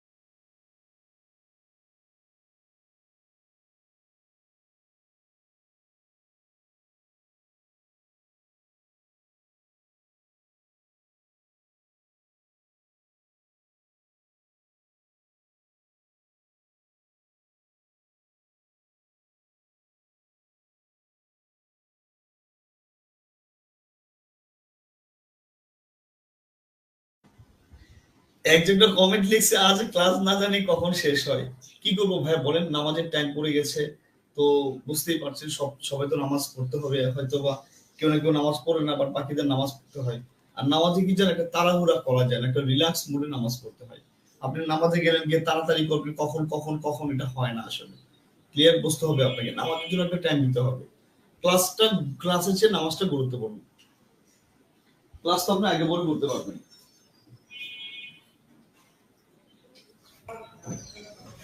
আর যে বা যারা আছেন ক্লাস কখন শেষ হয়, ক্লিয়ার।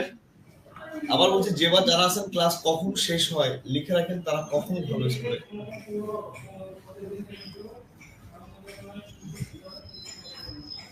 আপনার ক্লাস ভালো লাগলে ক্লাস ছেড়ে দিন, পড়াটা গুরুত্বপূর্ণ না। গুরুত্বপূর্ণ আপনার মনটা ভালো থাকে। আর অনলাইন ক্লাস কেউ দেখুন, আপনি করেন না না করেন, অনলাইন ক্লাসটা ভালো হয়েছে, নিজের উপর দায়িত্ব দিয়ে দিচ্ছে আপনাদের। লেখেন পঞ্চমী তৎপুরুষ সমাস।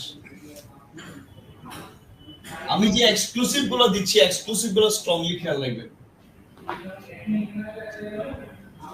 ওকে, পঞ্চমী বিভক্তি গুলো হচ্ছে দেখেন, হতে থেকে চেয়ে।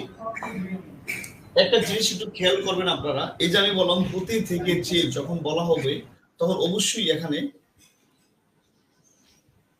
দুইটা পয়েন্ট থাকবে, রাইট। একটা পয়েন্ট হতে, আরেকটা পয়েন্ট, এটা হতে ওইটা, এটা হতে ওইটা, এরকম একটা মিনিং হবে, রাইট। হতে থেকে চেয়ে যে মিনিংটা হয়।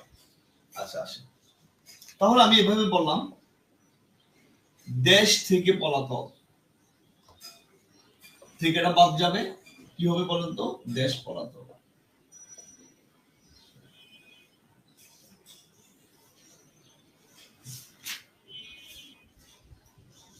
এরপর লেখেন স্কুল থেকে পালানো।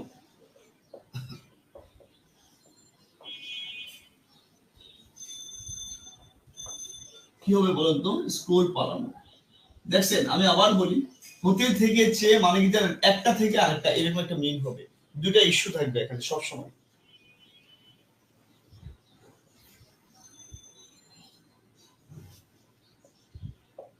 গ্রাম থেকে সারা, গ্রাম সারা, গান আছে না, গ্রাম সারা ওই রাঙামাটির পথ।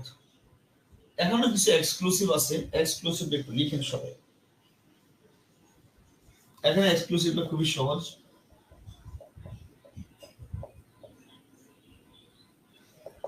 এখানে এক্সক্লুসিভ যেটা সেটা লিখেন পরপদ শূন্য হলে। যেমন দেখেন, আমি বলতে পারি ম্যাগ, সরি এক্সট্রিমলি সরি, নট শূন্য, কিন্তু শূন্য না অ্যাকচুয়ালি, এটা হচ্ছে মুক্ত।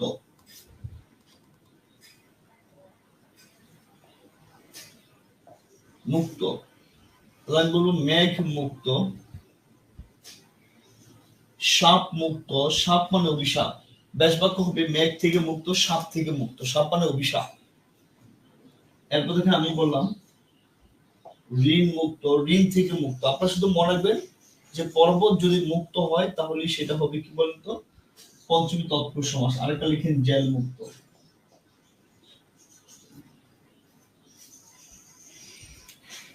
ওকে, মেঘ মুক্ত, সাপ মুক্ত, ঋণ মুক্ত, আরেকটা হচ্ছে জেল মুক্ত।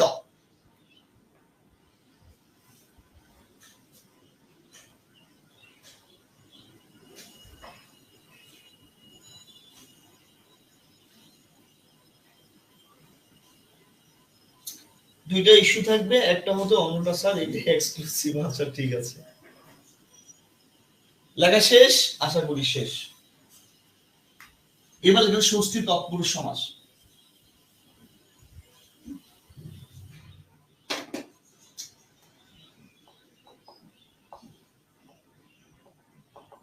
ষষ্ঠী বিভক্তি গুলো হচ্ছে র এর। ওকে, র এবং এর হচ্ছে ষষ্ঠী বিভক্তি। তো আসেন সেটা নিয়ে আমরা একটু আলোচনা করি। র এর যেটা,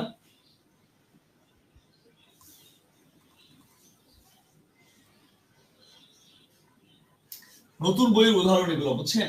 ধানের ক্ষেত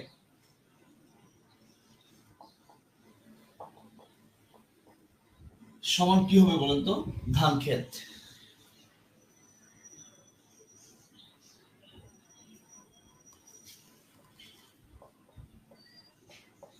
লেখেন পুষ্পের অঞ্জলি।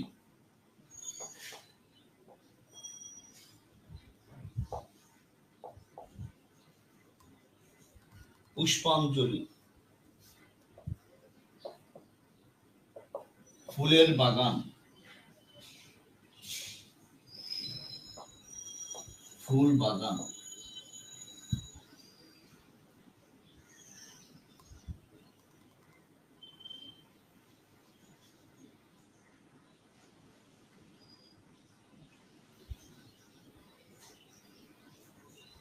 লেখেন পুষ্পের সৌরভ।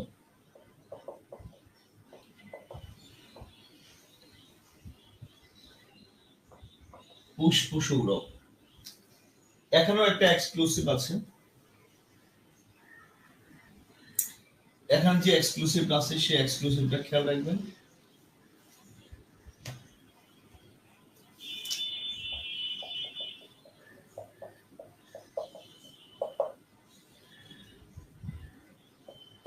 আমি আবার বলছি, যদি পরপদ, আমি আবার বলছি পরপদ, ওকে।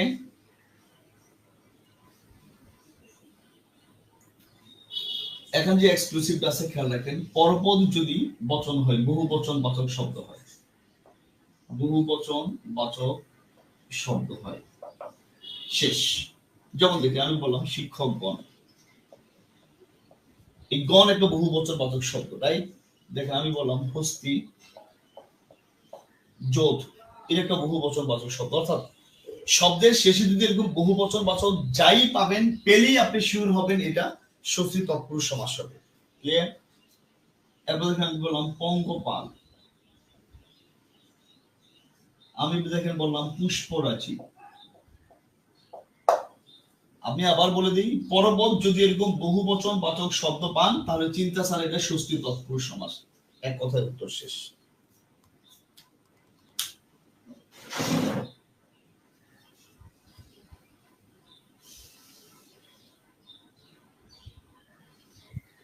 দেখেন এই অংশটা ক্লিয়ার কিনা।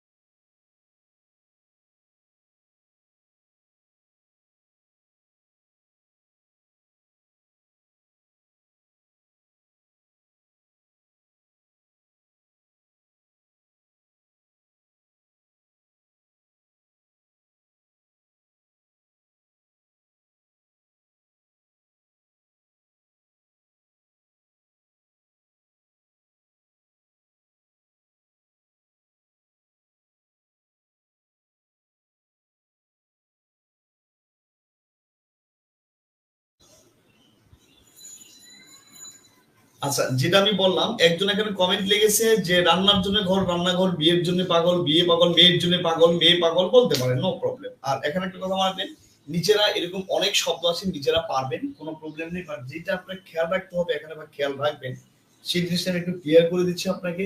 যেটা খেয়াল রাখবেন সেটা হচ্ছে সপ্তমী তৎপুরুষ সমাসের বিভক্তিগুলো হচ্ছে এ অতে, এগুলো লোপ পাবেন। যেমন আমি বললাম অকালে পক্ষ, তাহলে কি হবে বলেন তো? অকাল পক্ষ।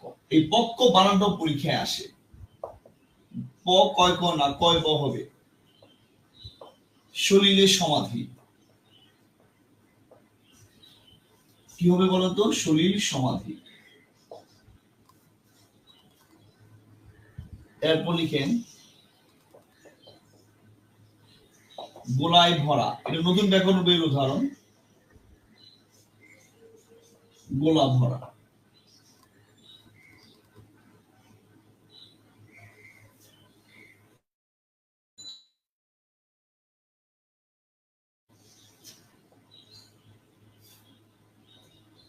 লেখেন রথে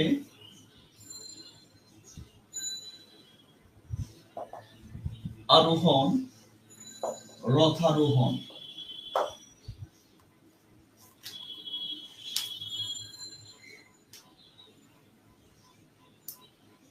এখানে কোনো এক্সক্লুসিভ নেই। তাহলে আমরা সাতটা মোটামুটি পড়লাম, বাকি কয়েকটা আছে, এগুলো আপনারা একটু পড়লেন। এখন যেটা আমরা পড়বো সেটা হচ্ছে লিখেন কর্মধারয় সমাস।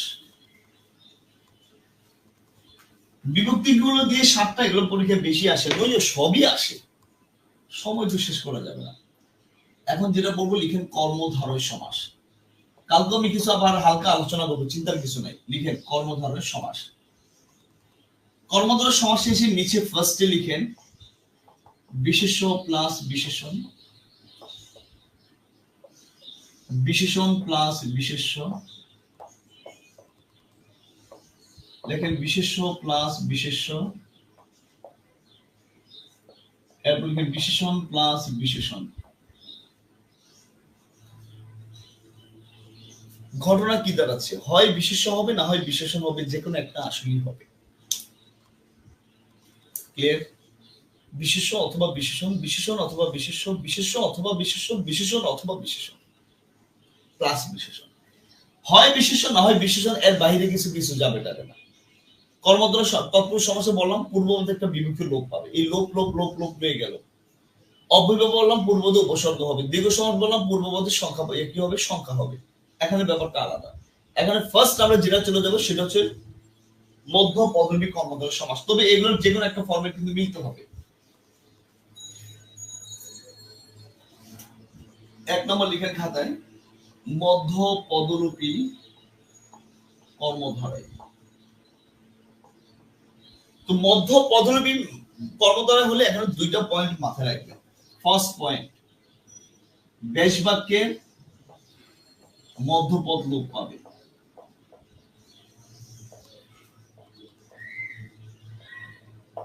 সেকেন্ড পয়েন্ট, বেশ বাক্যের মধ্যপদ লোপ পাবে। পরের যে কথাটা মাথায় রাখবেন,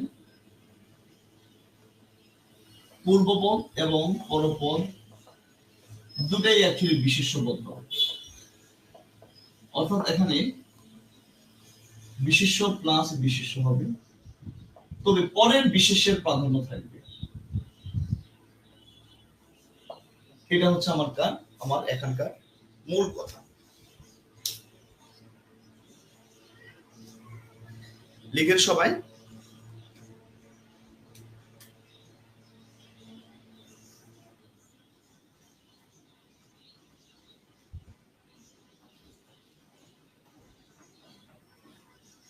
এবার আসেন আমরা উদাহরণে চলে যাই। দ্রুত করতে হবে, নাহলে স্ক্রিনশট রাখতে হবে। উদাহরণ এসে ফার্স্ট যে উদাহরণটা আমি আপনাকে দেবো এখানে, ওই যে ওটাই দেব। সিংহ চিহ্নিত আসন, সিংহাসন। ওকে, আমি আবার বলছি, সিংহ চিহ্নিত আসন, এই চিহ্নিতটা এখানে লোপ পেয়েছে। ক্লিয়ার কথাটা? তারপর আসেন যেটা আমি বলবো, মৌ আশ্রিত মাসি, সমান কি হবে বলেন তো? মৌমাছি। দেখেন সবাই, মোম নির্মিত বাতি সমান হচ্ছে মোমবাতি। ওকে, সাহিত্য বিষয়ক সভা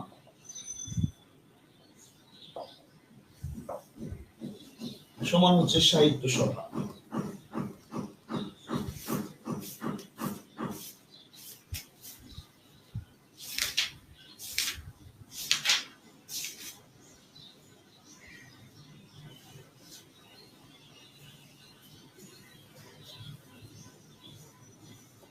লেখেন আয়ের উপর কর সমান হচ্ছে আয়কর। এরপর লিখেন, দেখা যাচ্ছে না? হ্যাঁ,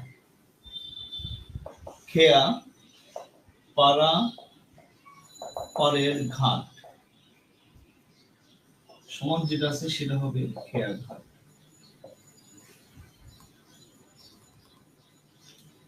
লেখেন সবাই, আপনারা কি শুনতে পাচ্ছেন বা আমাকে দেখতে পাচ্ছেন? আসেন তো আপনারা, একটু কমেন্ট লিখেন, হ্যাঁ বা না লিখেন।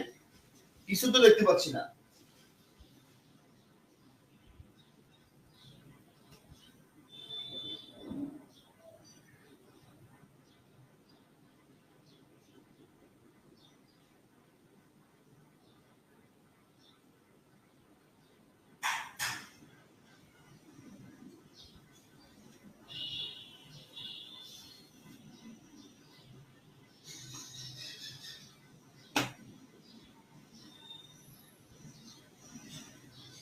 এবার দেখেন পর্বত প্রাধান্য কিভাবে পাই। দেখেন আমি বললাম,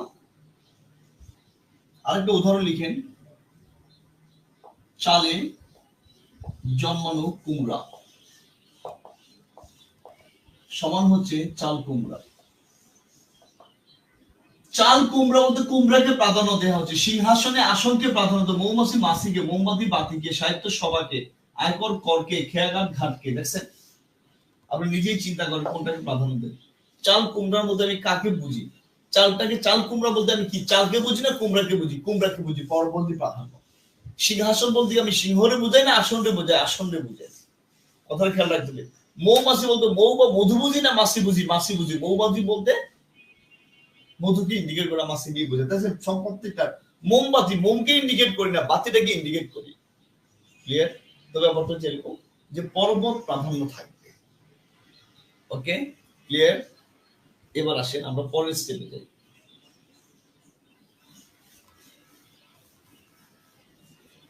এবার একটা চরম জিনিস শিখবো, আশা করি জিনিসটা একটু বুঝে নেওয়ার চেষ্টা করবেন আপনারা।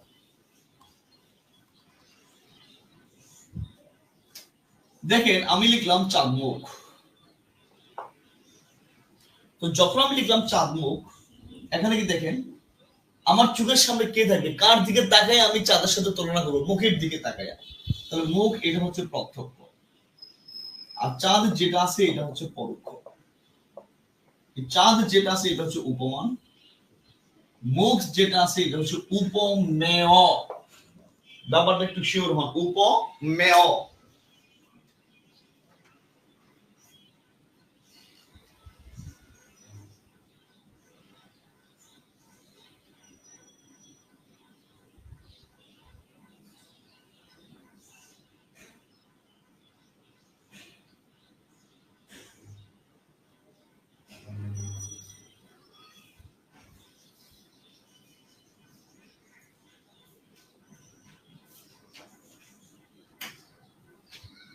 লেখছেন? আচ্ছা, এই চাঁদ হচ্ছে যার সাথে তুলনা করে, আর মুখ হচ্ছে যাকে তুলনা করা হয়। তো যাকে তুলনা করা হয় সেটা উপমেয় অথবা প্রত্যক্ষ, যার সাথে সেটা পরোক্ষ এবং উপমান। আপনার প্রত্যক্ষ পরোক্ষটা খেয়াল রাখবেন। যেমন দেখেন আমি বললাম,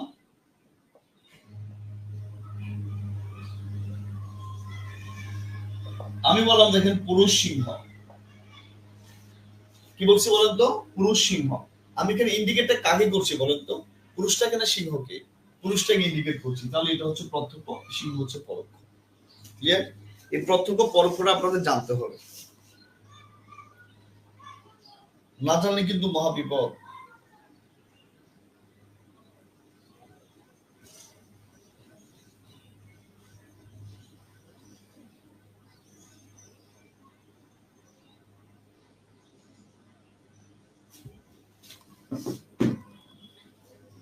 লিখছেন? না জানলে কিন্তু মহা বিপদ, এটা কিন্তু জানতে হবে আপনাদের।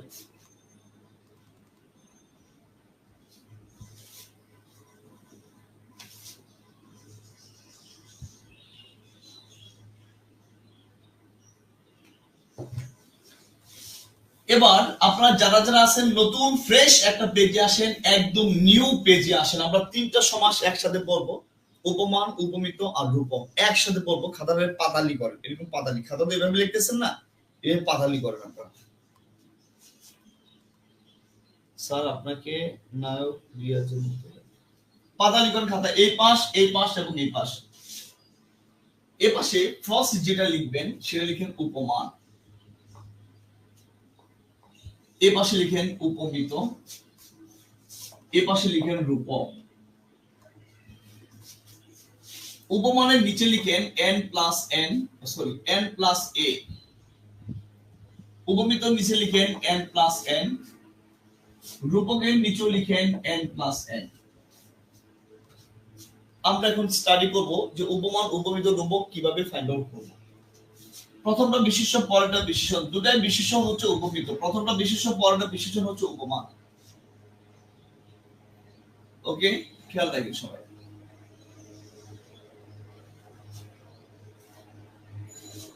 এখন দেখেন আমি উদাহরণগুলো লিখি, দেখেন আমি লিখলাম মেঘ কালো, মেঘ বিশেষ্য, কালো বিশেষণ।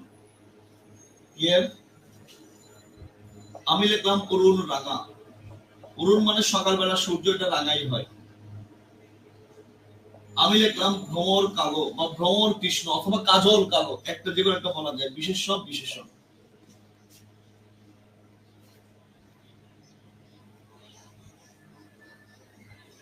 আমি আরেকটা উদাহরণ লিখলাম তুষার শুভ্র, অথবা আমি লিখলাম তুষার শীতল, থাক লিখলাম না কেন। এখানে আসেন, চাঁদ মুখ, বিশেষ্য বিশেষ্য। ক্লিয়ার? চাঁদ মুখ কি বলুন তো, বিশেষ্য এবং বিশেষ্য। আচ্ছা, এরপর দেখেন আমি লিখলাম পুরুষ সিংহ, বিশেষ্য বিশেষ্য। এরপর দেখেন আমি লিখলাম বাবুলতা, বিশেষ্য বিশেষ্য। এরপর আমি লিখলাম অধর পল্লব, অধর মানে ঠোঁট, পল্লব মানে পাতা, অর্থাৎ কোন ঠোঁটকে পাতার সাথে তুলনা করা। দেখছেন বিশেষ্য বিশেষণ উপমা দুইটাই বিশেষ্য, সেটা হচ্ছে উপমিত।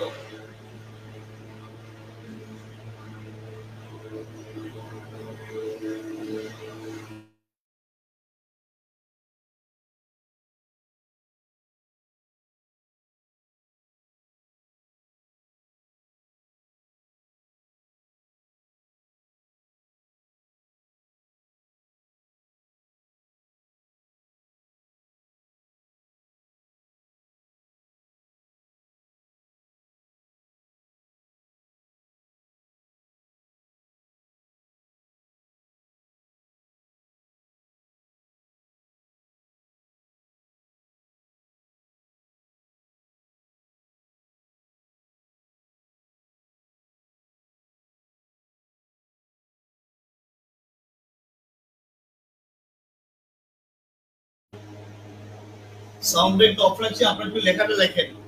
ওই মশার দিতেছে, ঔষধ দিতেছে, এই জন্য সাউন্ডটা অফ রাখছি। সাউন্ডটা শেষ হোক, তারপর আমি আপনাদের আনমিউট করে দিচ্ছি। আপনারা সবাই লেখাটা শেষ করেন।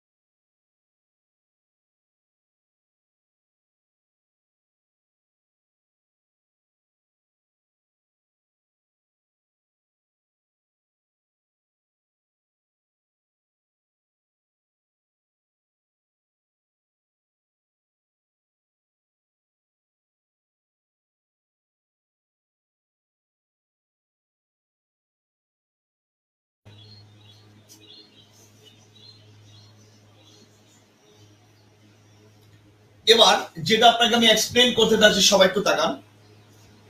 বিশেষ্য বিশেষণ, বিশেষ্য বিশেষ্য, আর এখানে দুটো কিন্তু বিশেষ্য, তাহলে নিশ্চয়ই কোনো একটা জায়গায় পার্থক্য আছে। পার্থক্যগুলো আসলে আমরা নির্ণয় করি। যদি বিশেষ্য বিশেষণ হয় তাহলে হবে উপমান, যদি দুটাই বিশেষ্য হয় উপমিত, আবার দুটাই বিশেষ্য হলো রূপক। মনে রেখে সহজ সিস্টেমটা বলে দিই। এই উপমান যেটা আছে এটা মনে রাখবেন, বাস্তবে এই উপমানে পূর্ববৎ পরবর্তী সম্পর্কটা সত্য হবে।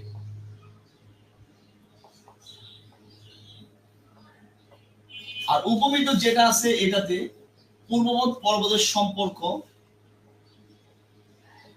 মিথ্যা হবে। ক্লিয়ার? যেমন দেখেন, মেঘ দেখতে কালো হয়, সম্পর্কটা সত্য। অরুণ দেখতে রাঙা হয়, সম্পর্কটা সত্য। ভ্রমর দেখতে কালো হয়, সম্পর্কটা সত্য। তুষার দেখতে শুভ্র হয়, সম্পর্কটা সত্য। কিন্তু সম্পর্কটা যখন মিথ্যা হবে তখন হবে উপমিত। চাঁদ কখনো মুখ হয় না, পুরুষ কখনো সিংহ হয় না, বাহু কখনো লতা হয় না, অধর মানে ঠোঁট কখনো পল্লব বা পাতা হয় না। ক্লিয়ার? সম্পর্ক যদি হয় মিথ্যা, উপমিত। সম্পর্ক যদি হয় সত্য, তাহলে হবে কি উপমান। আর রূপকের কথা মনে রাখবেন, পূর্ববৎ যেটা থাকবে এটা অদৃশ্যমান হয়, আর পরবৎ যেটা আছে এটা দৃশ্যমান হয়। ওকে, একটু খেয়াল রাখবেন। পূর্ববৎ যেটা আছে এটা অদৃশ্যমান হবে, আর পরবৎ যেটা আছে এটা দৃশ্যমান হবে। ওকে, এই যে একটা আছে এটা হবে দৃশ্যমান। মন দেখা যায় না, মাঝি দেখা যায়, প্রাণ দেখা যায় না, পাখি দেখা যায়, জীবন দেখা যায় না, প্রদীপ দেখা যায়, বিষাদ দেখা যায় না, সিন্ধু দেখা যায়। তাহলে তিনটার লাইন আমরা মুখস্থ রাখবো বা মনে রাখবো। ফার্স্ট লাইন, ফার্স্ট কথা হচ্ছে, যদি সম্পর্ক সত্য হয় উপমান, সম্পর্ক মিথ্যা উপমিত, আর পূর্ববৎ অদৃশ্যমান এটা হবে রূপক। আশা করি তিন কথায় আপনারা এই পুরো সমাসের যা যা আছে সব ক্লিয়ার হয়ে যেতে পারেন।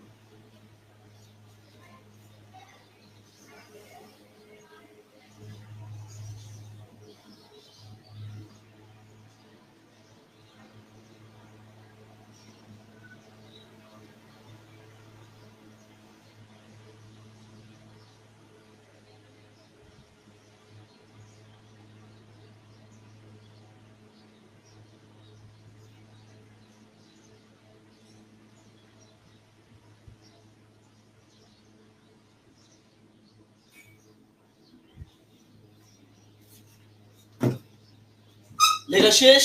এবার আসেন ব্যাস বাক্য শিখবো। ব্যাস বাক্য আরো সহজ। মনে করেন উপমান যেটা আছে এটা পূর্বপদ পর্বতের মাঝে শুধু ন্যায় যুক্ত করবেন, ন্যায়। তাহলে হবে কি? মেঘের ন্যায় কালো, অরুণের ন্যায় রাঙা, ভ্রমরের ন্যায় কালো, তুষারের ন্যায় শুভ্র। আর যখন পূর্বপদ অদৃশ্যমান হবে তখন দুইটার মাঝখানে একটা রূপ বসাবেন। রূপ, মন রূপ মাঝি, প্রাণ রূপ পাখি, জীবন রূপ প্রদীপ, বিষাদ রূপ সিন্ধু। ওকে, খেয়াল রাখবেন এটা। একজন বলছে, ভাইয়া একটা ক্লাসে বারবার ব্রেক আর ব্রেক, সমাসের কপালই খারাপ, এখন নামাজের টাইম হলে কোনো প্রবলেম হলে ব্রেক নেবো না। এই ধরনের কমেন্ট কখনো করবেন না, এটা আপনার অযোগ্যতা প্রমাণ করে। ঠিক আছে, যে আপনি একটা অযোগ্য মানুষ এটাই এতে কিন্তু প্রমাণ হয়। হ্যাঁ, কারণ আপনি কাজ করতেছেন, নামাজ পড়তে হবে, ব্রেক দিতে হবে। আপনার কোন একটা কাজ লাগলো, প্রয়োজন হলো 2 মিনিট ব্রেক নিতে হবে, এটা নিতেই হবে। ক্লিয়ার? ক্লাসকে ক্লাস ভাববেন না, ক্লাসকে একটা রিল্যাক্সেশন ভাববেন, তাহলে ভালো লাগবে। এই ধরনের কমেন্ট করা থেকে বিরত থাকবেন। আর ভালো না লাগলে কিন্তু স্কিপ করে চলে যেতে পারেন। আবার বলছি, যদি পূর্বপদ পর্বতের মাঝে ন্যায় বসে, কখন বসবে? যখন সম্পর্কটা সত্য হবে। যখন পূর্বপদ অদৃশ্যমান হবে তখন দুইটার মাঝখানে রূপ বসবে। Is very clear. ওকে, তাহলে আমাদের এই অংশটা কমপ্লিট। ও আচ্ছা, আসেন এই জায়গায় উপমিত যেটা আছে এটা ব্যাস বাক্য একটু জাস্ট বলে দিই। উপমিত যেটা আছে এটা ব্যাস বাক্যটা একটু খেয়াল করেন। এই উপমিত যেটা আছে এটার পরপদ যেটা আছে, সরি এটার পরোক্ষ যেটা আছে, মনে রাখবেন পরোক্ষের পরে ন্যায় বসবে। চাঁদ আর মুখের মধ্যে, আমি আবার বলে দিই, চাঁদ আর মুখের মধ্যে পরোক্ষ কোনটা এটাকে ফাইন্ড আউট করবো। যখন সম্পর্ক মিথ্যা তখনই পরোক্ষ করবো। এটা আমাদের পরোক্ষ হচ্ছে আমার চাঁদ। তাহলে এটা ব্যাস বাক্য, চাঁদের পরে ন্যায় হবে। তাহলে আমি এটা বলবো চাঁদের ন্যায় মুখ, অথবা মুখটাকে ফার্স্টে আমি বলবো মুখ মুখ চাঁদের ন্যায়। আসেন এটাতে যাই। পরোক্ষ কোনটা বলেন তো? লতা। তাহলে লতার পর ন্যায় হবে, কি লিখলাম এটা? লতার ন্যায় বাহু, অথবা বলতে পারি বাহু লতার ন্যায়। ক্লিয়ার?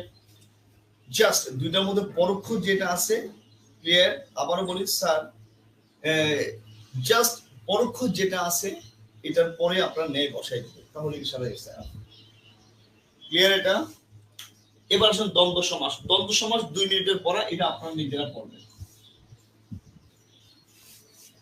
আবার আমি বলে দিচ্ছি দ্বন্দ্ব সমাস জাস্ট 2 মিনিটের পড়া, আর বহুব্রী সমাসের কিছু অংশ বাকি থাকবে, এটা ইনশাআল্লাহ আমরা নেক্সট ক্লাসে, আগামীকাল সকালে ক্লাস আছে না, তখন পড়ব। আসেন দ্বন্দ্ব সমাস যেটা আছে, দ্বন্দ্ব বললি আমরা দুইটা বুঝি, রাইট? তাহলে এখানে পূর্ববৎ পরবৎ দুইটাই প্রধান। ওকে, একটা উদাহরণ দিয়ে দেখেন, আমি লিখলাম বড় ভাই, আমি আরেকটা উদাহরণ লিখলাম, দেখেন ভাই বোন। বড় ভাই, আমি ভাইকে ইন্ডিকেট করছি, বড়টাকে না। তো পরবৎ যখন ইন্ডিকেট করা হবে, পূর্ববৎ বিশেষণ পরবৎ বিশেষ হবে, এটাই হবে কর্মধারয়। কিন্তু ভাই বোন আমি দুজনকেই কিন্তু ইন্ডিকেট করতে হচ্ছে, দুজনকে প্রাধান্য দেওয়া হচ্ছে, তখন এটা হবে দ্বন্দ্ব সমাস। ক্লিয়ার? এবার আসেন দেখেন, আমি লিখলাম নীল আকাশ, তারপর দেখেন আমি লিখলাম আকাশ পাতাল। নীল আকাশ, নীলকে ইন্ডিকেট করছি না, আকাশকে ইন্ডিকেট করছি। ক্লিয়ার? তাহলে পর্বতের প্রাধান্য হলে এটা হবে কর্মধারয়, আর আকাশ পাতাল দুটারই প্রাধান্য আছে, এটা হবে দ্বন্দ্ব সমাস। দ্বন্দ্ব সমাস অনেক ভাবে হয়, মৌখিক ভাবে বলে দিই। ফার্স্ট হচ্ছে মিলনার্থক। পূর্ববৎ পরবতের মধ্যে একটা মিল সম্পর্ক থাকবে, যেমন মা বাবা, মা বাবা ভাই বোন মিলনার্থক হয় না, আবার মিলনার্থকও বলা যায়। চাচা চাচি, ফুফা ফুফু, এগুলো হচ্ছে মিলনার্থক। চা বিস্কুট, এগুলা একটু দেখে নেবেন আপনারা।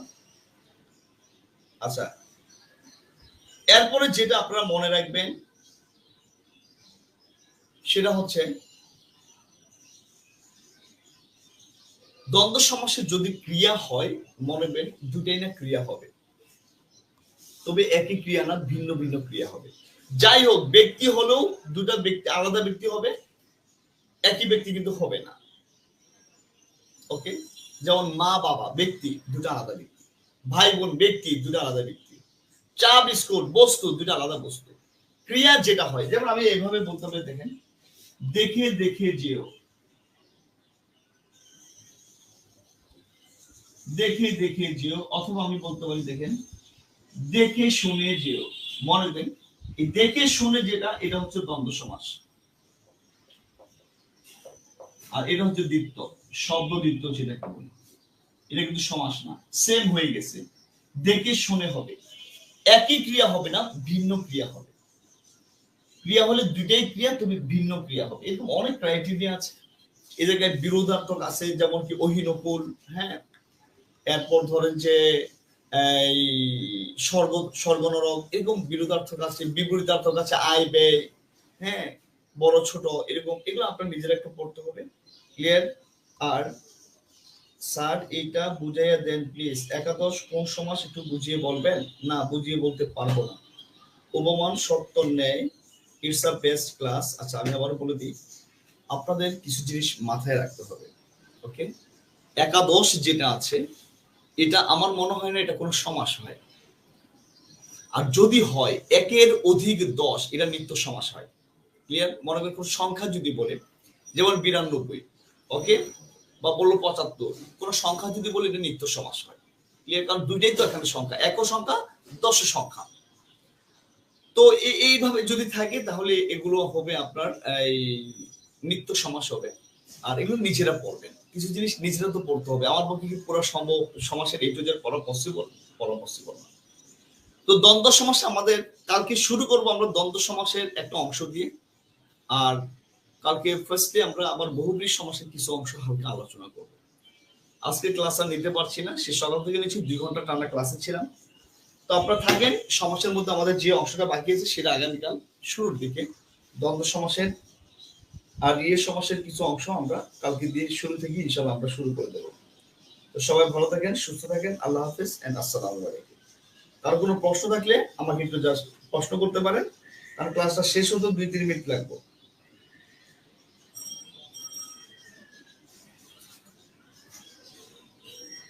কর্মধারয় সমাস কিনা? হ্যাঁ, কর্মধার তো অবশ্যই সমাস। সমাস না হলে কেমনে হবে? স্যার আপনার প্রত্যয়